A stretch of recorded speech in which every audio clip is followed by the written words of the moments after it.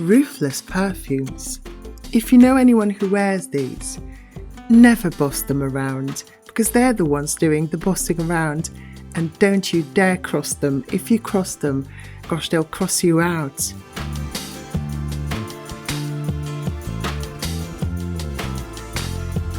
Hello and welcome to my channel. I'm Luke and I talk about perfumes here on YouTube. Today I'm doing my own spin on an old fragrance tag, on an old Ruthless fragrance tag from 2020. I'm doing it my own way. I'm putting my own spin on it, as I do with everything in life. I don't consider myself a ruthless person, but sometimes you just have to be ruthless. You have to stand up for yourself. You have to tell people, no, you're not going to do this. Set some boundaries.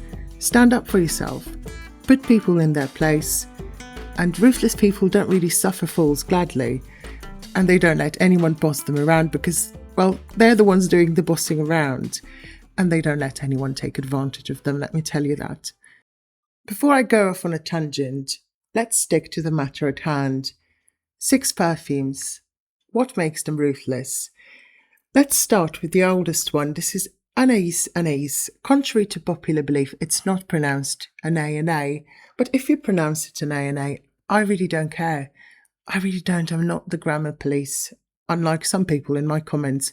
But that's a story for another video. So Anais Anais, l'original, this was relaunched in 2014, I believe. This is not the original. I mean, it is the original, but it's not the original. Do you know what I mean? Anais Anais is a dewy green floral. She's got that greenness in her heart. She's got that coldness in her heart.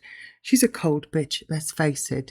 She's a very cold person and she might be a bit inviting. There is some powder in there. No sugar, no confectionery. She's very bitter. She's bitter. She's not old. She's young. She might look innocent, but she's not. She's definitely not innocent. She may pretend to be innocent, but she's got it all figured out and she doesn't stand fools gladly. I know I keep saying she, but I could be talking about anyone. The Anais Anais wearer is a cold-hearted person. They're reserved, emotionally detached, independent as well, very independent. But they shut down, they don't let anyone in, they don't let anyone into their life. And if you cross that line, they become absolutely ruthless. And they're also a bit vengeful. So this is a type of person that doesn't have many friends. No, definitely not. Hardly any friends at all. But for the people they love, they go to the ends of the world. The next ruthless fragrance is Opium by Yves Saint Laurent. This was launched in 1977 and then this bottle was relaunched in 2009. This is the EDP. The EDP is more ruthless than the EDT. The EDT has a strong floral carnation note, which this one, I believe, does not have. This one is all about the myrrh, the spices, the vanilla. But this scent really imparts an air of authority. It truly does. And it's a religious authority. Yes, it does smell like a church, but the person who wears this as a metaphor for religion. The religion, that person is the religion. The opium wearer, whoever they may be, they're worshipped by other people and they get their respect without saying a single word. They don't have to justify their status to gain respect. No, people simply follow. They blindly follow, which is the point of all religions. And I don't like that, actually. Even though I like this perfume, I'm not a religious person. I never follow anything blindly. I question everything. I am spiritual. There's a difference between spirituality and religion, and I'm certainly not religious. But I will gladly wear opium. And if I could get my hands on a vintage version, gosh, I would be so happy. But this one will do for now. Opium, Yves Saint Laurent. This next one, this is the epitome of ruthless. And it's called epitome, not epitome, by the way. Epitome of ruthless. Paloma Picasso. And if you don't know who Paloma Picasso is, she's the daughter of Pablo Picasso, and she's a mysterious gothic femme fatale sort of woman. When you look at her, it all becomes clear. So please look up pictures on the internet if you don't know who she is. And this fragrance, gosh, this is a ruthless scent. This is animalic. This is bitter. This is mossy.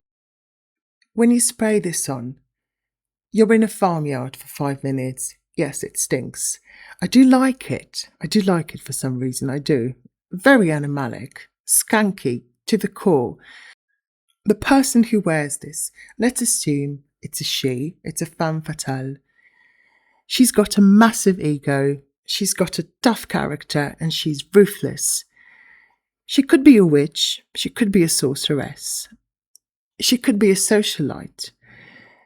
She's very stern, she's unapologetic, she doesn't take no for an answer, and she thinks very highly of herself, despite the fact that she's actually a skank.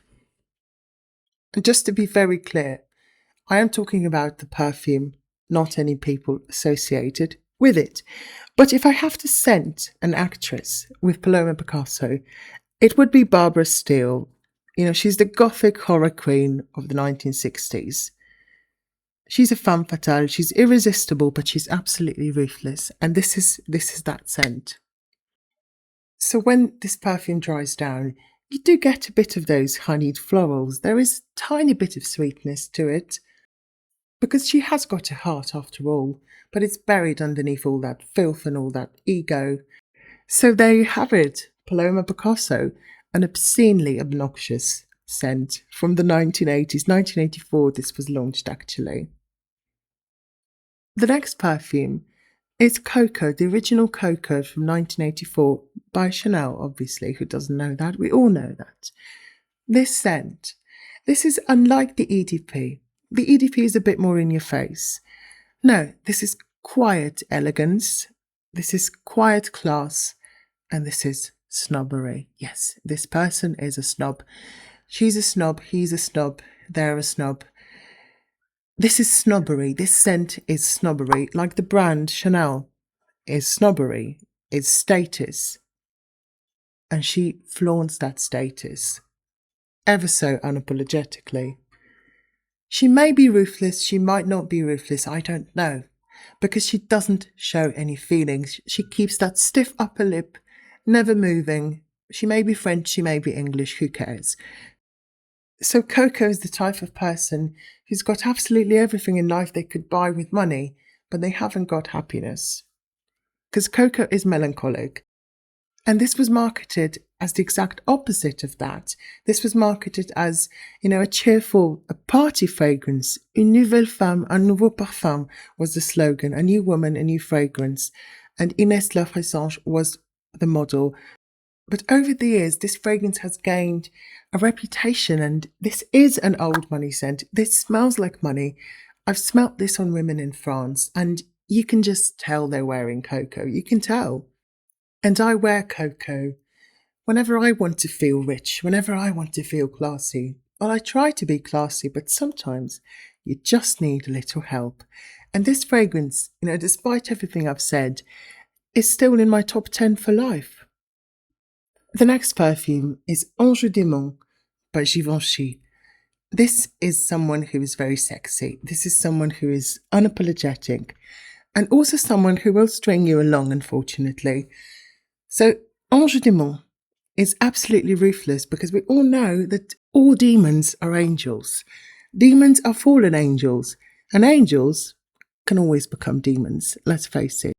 But let's be real, whoever wears this is an attention seeker. This is an attention-seeking fragrance. It turns heads, it commands respect, and when she doesn't need you anymore, she will discard you. So this is that type of person. This is that type of person, and sometimes you need to be that type of person. I would wear this scent to quit a job. If you need to quit a job, wear Ange Démon. Last but not least, we've got Angel by Thierry Mugler. And this scent is absolutely ruthless. Yes, it may be sugary sweet. It may be sweet on the surface, but rotten to the core. This is a master manipulator. Whoever wears this is an attention seeker, just like the Ange Démon wearer. But he's also a master manipulator. The overdose of sweetness, the candy floss, the caramel, the chocolate, the whatnot, is designed to evoke childhood memories. And she tricks you. She projects these memories onto your mind to manipulate and gaslight you into doing or thinking what she wants you to do, what she wants you to think.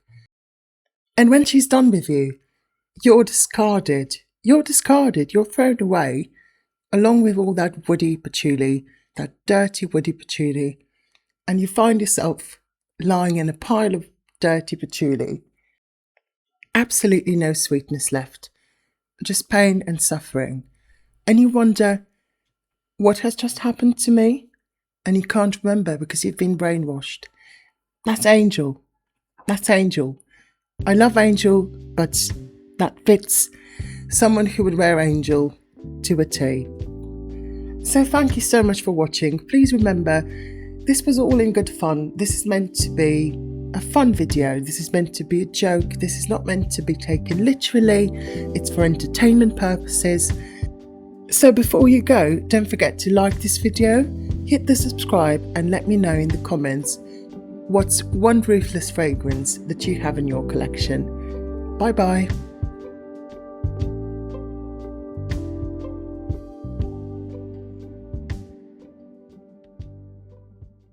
So here we are in Deauville. What a charming little seaside resort. So Deauville is the place where Coco Chanel opened her first boutique in 1913. So here on this side, this is Trouville, and on the other side, it's Deauville. Both towns are connected, and walking past all these restaurants, I'm just craving les moules marinières.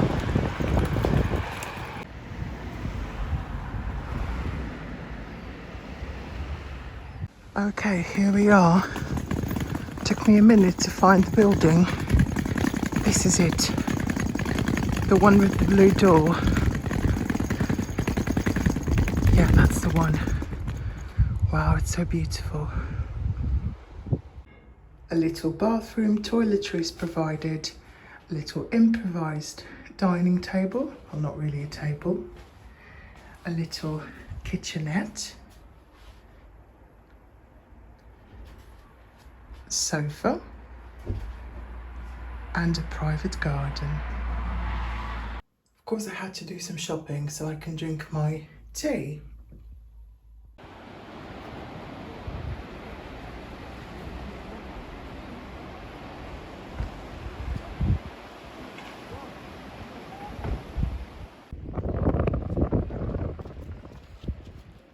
There's no water anywhere because in French they say c'est la marée basse, it's low tide.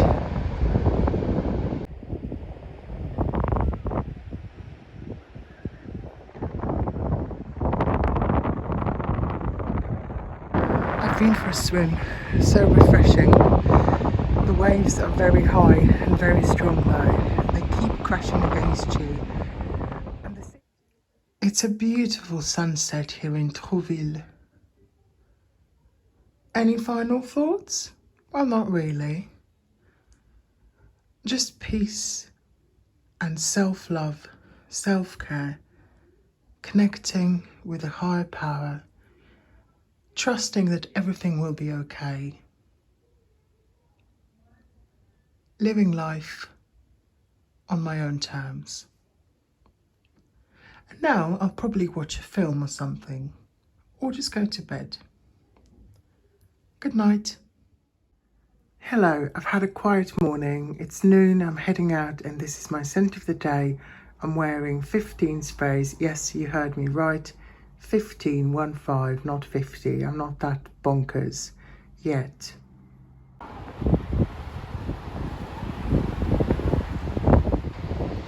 Peace and tranquility.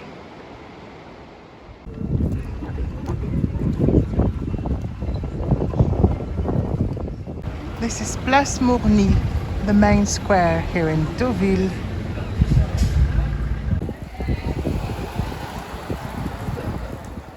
Another beautiful square.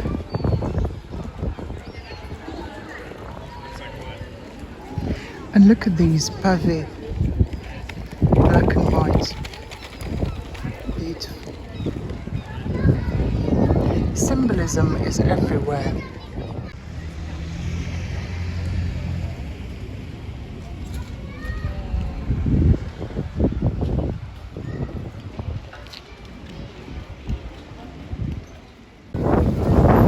This is the place, and this is the last remaining sign that Coco was here. Mademoiselle Chanel. So most people walk right past it and have no idea. Well, the past is in the past.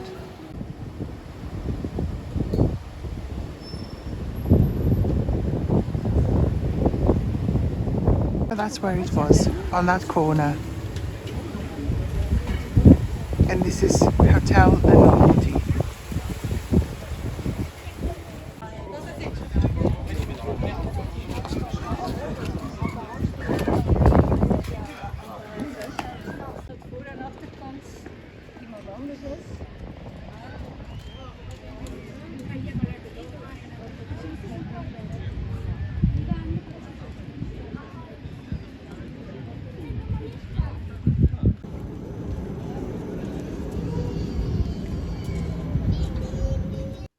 Good morning, it's Sunday. I've been for a swim and then I just stood there on the wet sand, grounding, just being, just existing. And I loved it. Now I've come back, I've had a shower and I have to choose my scent of the day. And let me tell you something, in all honesty, I'm sick of these perfumes because I've been wearing them for the past couple of weeks and yeah, I need something new. I'm not someone who, you know, is happy with one signature scent. No, I need at least 20 because I miss my other perfumes that I left at home. I will be going home in 3 days or so, so.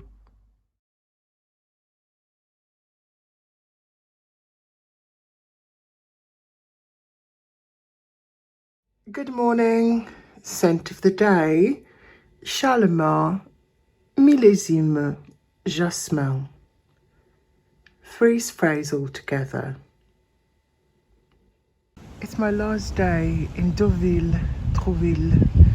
I'm leaving tomorrow early in the morning.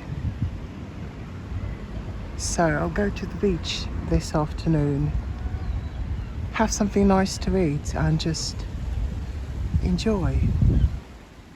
Thank you for watching. One last goodbye.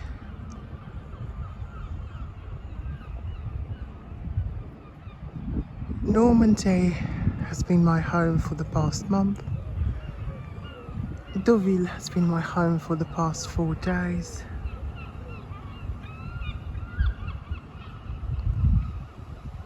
And I just feel at peace.